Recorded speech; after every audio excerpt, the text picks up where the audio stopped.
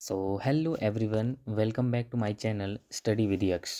तो हमारी जो सीरीज़ एमए इंग्लिश एंट्रांस की जो लिटरेरी टर्म की वो काफ़ी पीछे रह गई थी, कुछ एक टॉपिक्स उसमें रह गए थे। तो आज हम उसी सीरीज़ के एक टॉपिक और टर्म की बात करने जा रहे हैं जो है सलील की। ठीक है, तो विदाउट वेस्टिंग आर टाइम ये वाली बुक की डेफिनेशन है, और इसके बाद मैं आपको जो मैंने अपने नोट्स प्रिपेयर किए हैं अपने किसी टीचर से पढ़ के, जो मैंने भी तैयारी की थी, तो उनके मैं आपको शेयर कर दूंगा। ठीक है, इसके बाद जो नोट्स बने होंगे तो ये वाला तो बुक से है। ठीक है, तो आने का चांसेस रहते हैं इस वाली टर्म के भी।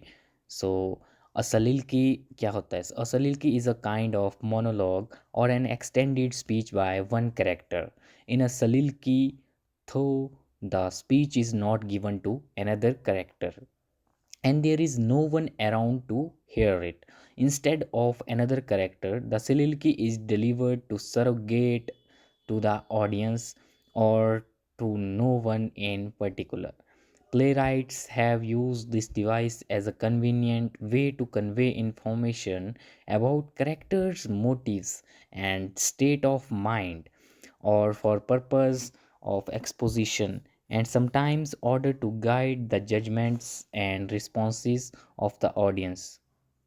Christopher Marlowe's Dr. Faustus first performed in 1594। ये वाला आपने रखना यार। ठीक है, doctor Faustus first performed in 1594, इसका एग्जाम्पल या कुछ आ सकता है। ठीक है, तो opens with a long expository soliloquy and concludes with another which expresses Foster's frantic mental and emotional condition. The best known of all dramatic soliloquy is Hamlet's speech which begins to be or not to be। ये वाला भी रखना आपने याद कि Hamlet's begin to be और not to be. सलील की बताया इसमें मोनोलॉग और एक्सटेंडेड स्पीच, स्पीच किसी करेक्टर के द्वारा जिसे सुनने वाला कोई नहीं होता है। ठीक है, तो इसमें कहा है देखो कि आगे the speech is not given to another character, किसी और करेक्टर को नहीं दी जाती, and there is no one to hear it, और कोई इसे सुनने वाला नहीं होता। Instead of another character the soliloquy is delivered to surrogate to the audience और to no one in particular, की मतलब जो ऑडियंस होगी या उसमें से कोई किसी पर्टिकुलर के लिए नहीं होगा वो। ठीक है, तो इसमें आपने बताना है, यहाँ ए वाले याद रखना है एग्जाम्पल जो है ना, डॉक्टर फॉस्टर्स 1594।